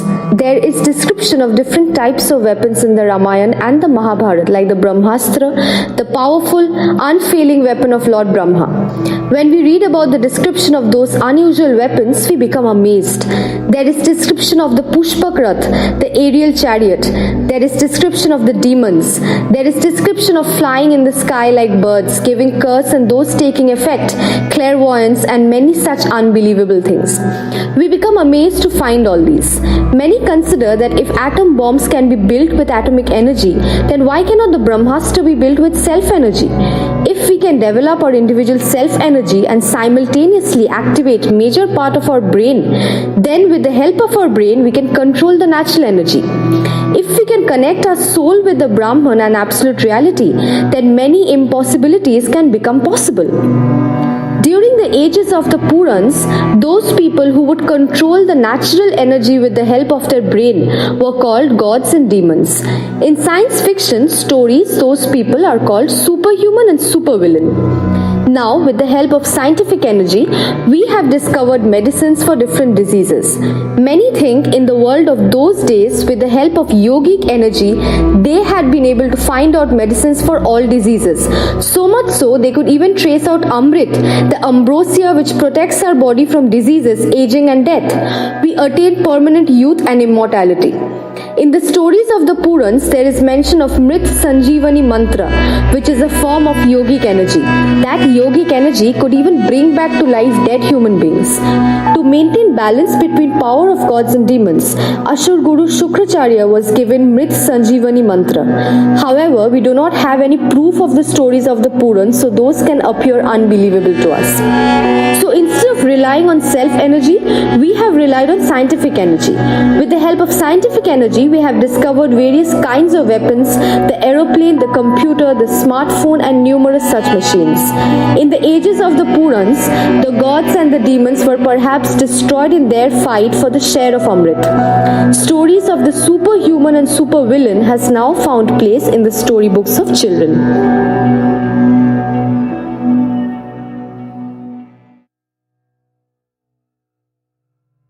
Durga Puja. The majority of the religions of the world worship God in the masculine form. Only we worship God as the eternal mother. For us, the Brahma or the divine soul and Shakti, the eternal power, are the same and inseparable. Durga Puja is the most popular festival of the Bengalis. Goddess Durga, the symbol of original power and destroyer of danger, comes to the earth. She comes along with the goddess of wealth and prosperity, goddess Lakshmi, and the goddess of wisdom, goddess Saraswati. The god of beauty, Kartik, and the god of good qualities and success, Ganesha, also comes with her. So it can be said that the powerful and the destroyer of evil goddess Durga comes with a whole package. The demon Mahishashur also comes with them every year. A story is incomplete to a great extent without a villain. Mahishashur as a villain is incomparable. It is a character very similar to the high-profile villains of the modern science fictions. He comes out of the stomach of a buffalo. Goddess Durga transforms herself into a goddess with 10 hands and kills the demon Mahishashur. All the vehicles of the gods and goddesses like the lion, the owl, the swan, the peacock and the mouse play significant roles in this story. It was impossible to publicize the greatness of Rama without Ravana. Just like that, a high-profile villain like Mahishashur was needed to portray the 10-handed evil destroyer, Goddess Durga. However, the holy goddess has a different image. She is affectionate. She listens to the prayers of her children. She loves them dearly. She protects them from all kinds of dangers. This image of the Holy Mother is joyful. Many people ask me, the goddess Durga comes with such grandeur and festivities, but why doesn't she come with Lord Shiva? Everyone knows about the relationship between Lord Shiva and Goddess Durga. They may have separate bodies, but their souls are united. There is not a single couple as unique as them in the entire mythological stories. They even surpass the love story of Narayana and Goddess Lakshmi.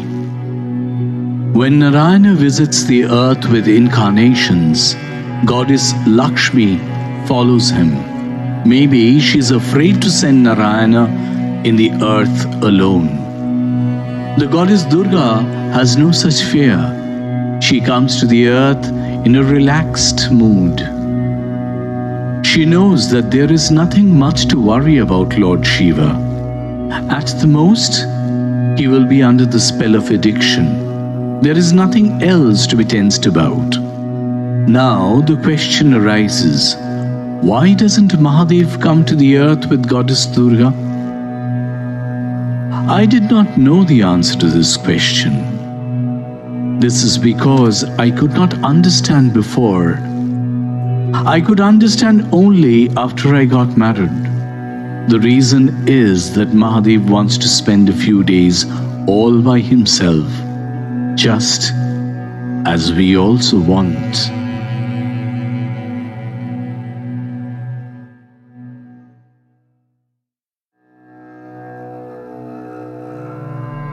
Indian culture. India was once known as Sone ki Chiriya, that is bird of gold. India was so rich in wealth that it is impossible to express in words. By exporting Indian spices to foreign countries, the huge amount of gold earned had put the GDP of India at the top position in the world. For ages, foreign powers had looted India, still they had not been able to loot the real beauty of India. Once upon a time, India was called the Vishwaguru. In knowledge and science, India had earned the top position in the world. In educational institutions like Nalanda, Taxila and the like, students from various parts of the world used to come to gain knowledge. Books like the Veda, Vedanta, the Upanishads, the Ramayana, the Mahabharata, the Gita are associated with the Indian culture pervasively. Gautam Buddha has taught the whole world the language of peace and non-violence. Through his Ashtanga Yoga Sutra, Patanjali has shown the path to self-realization to the whole world. Shankaracharya has explained the Advaita Vedanta philosophy and illuminated the whole world with the light of that knowledge. Bodhidharma has shown the whole world the path to self-realization through martial arts. For the development of this world, lots and lots of money is not necessary. We need proper education and healthy mentality. We need knowledge, intelligence, moral value and strong character. India will show that path to the whole world. Satyam Shivam Sundaram is that path. Only science cannot save the human civilization. Moral education is necessary. The basic principles of Indian culture are: the world is one family, Satyamev Jayate, and guest is God. The Indian culture has always given more importance to character building. Who am I is not important here. What am I is important here. I am Brahman, that is absolute reality. I am Buddha, that is the enlightened. What do I want? I want true happiness. The source of true happiness is not in the materials of our outside materialistic world. It is there in our inner world. The Indian culture has shown to the whole world the path to self-realization through yoga and meditation. If we can realize our true self, connect oneself with the Brahman, that is absolute reality, and experience it within our own self, then no pain of any unfulfillment remains. When we find God everywhere, in every creature, we are able to love everyone selflessly. So great men have said that he who loves creatures serves God. Real happiness lies in that love and not in any material in the outside materialistic world.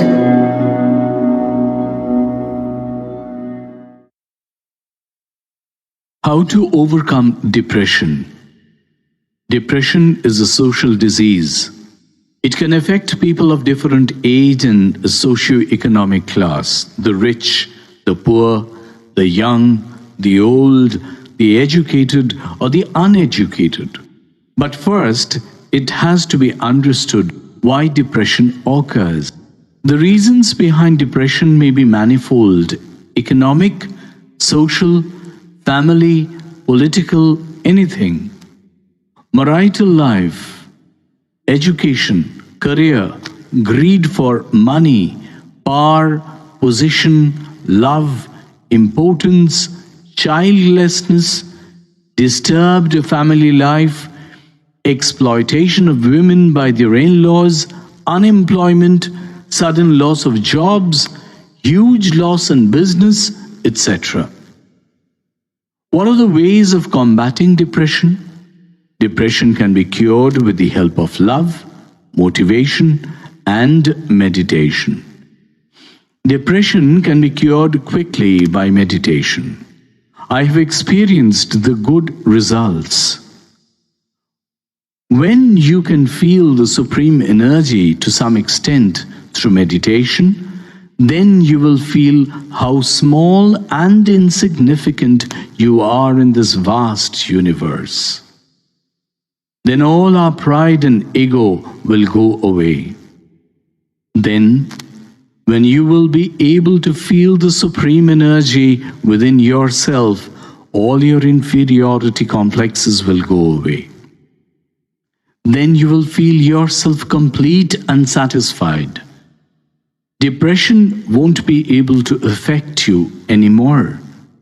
Depression can also be cured by love, care, and affection. If somebody can be motivated continuously, then his depression goes away. I am a CAT GMAT trainer by profession. I guide students in their preparation for the MBA entrance examinations. I have noticed depression among many of my students. I try to take them out of depression by continuous motivation. I'm discussing it with one illustration. Then everybody will understand. My student.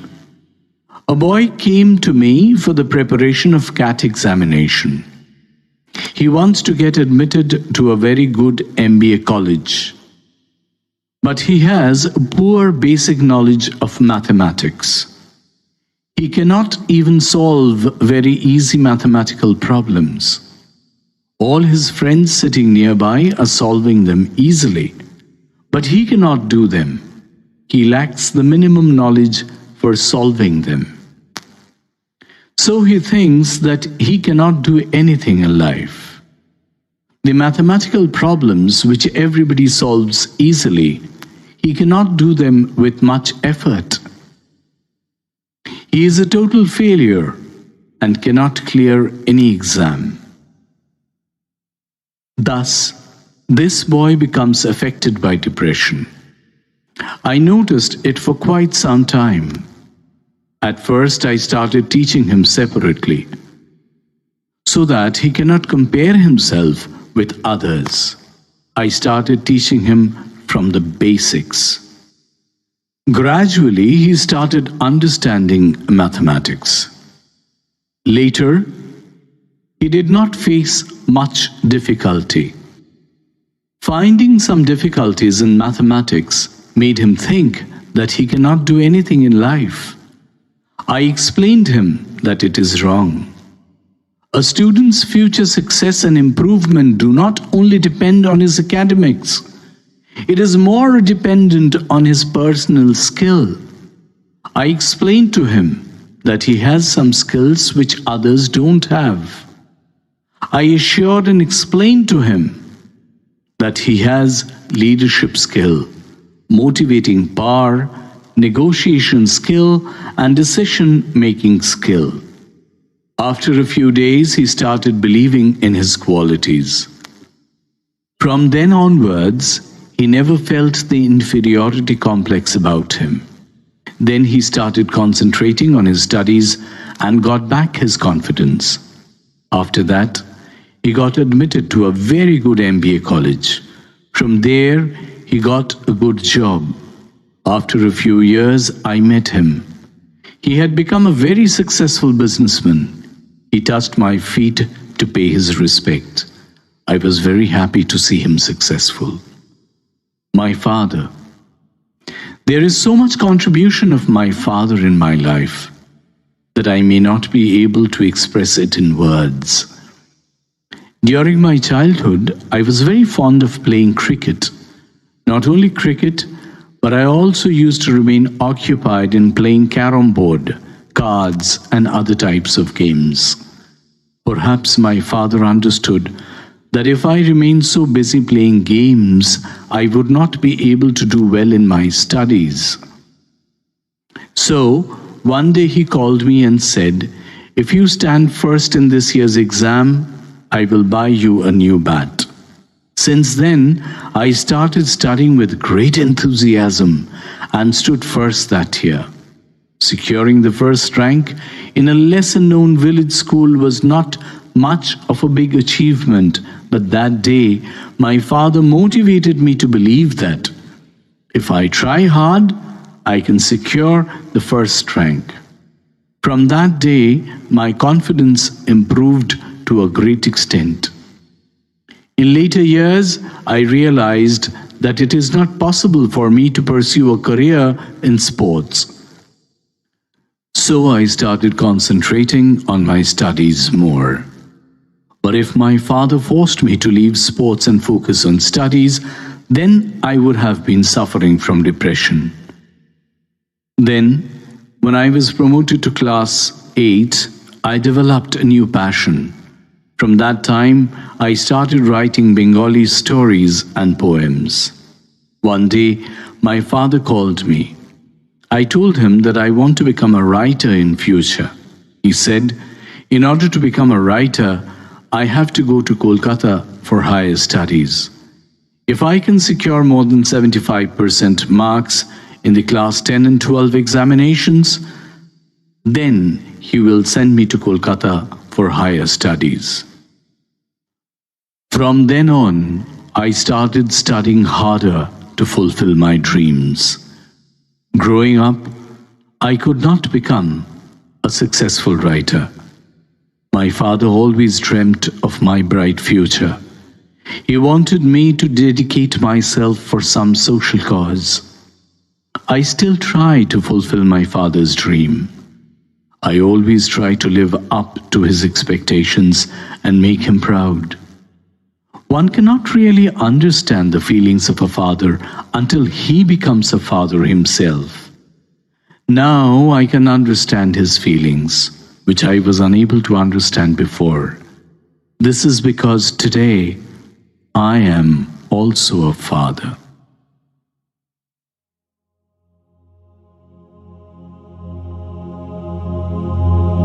Criminal psychology says if we analyze each and every crime, we will find one or more motives behind them.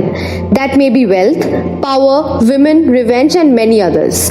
But it is not mandatory to have a motive behind all crimes. Serial killing is such an example, where there is no clear motive behind the murders. They commit murders due to mental distortion or perversion. Many people commit crime due to some mental perversion. The reason behind rape may not be the enjoyment of brutal physical pleasure. Had it been so, the animals would have been more prone to rapes. But normally that is not the case. Mental perversion is mostly the motive behind rape. We mostly point out at the short dresses of women as the motive behind rape, but that argument is not at all acceptable. Greed, hatred, and anger for women give rise to mental perversion among many men. This perversion is the reason behind most of the rape cases.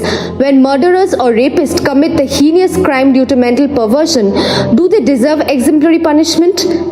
Perhaps yes, because as long as they are not given strict exemplary punishment, these kinds of mental perversions cannot be controlled.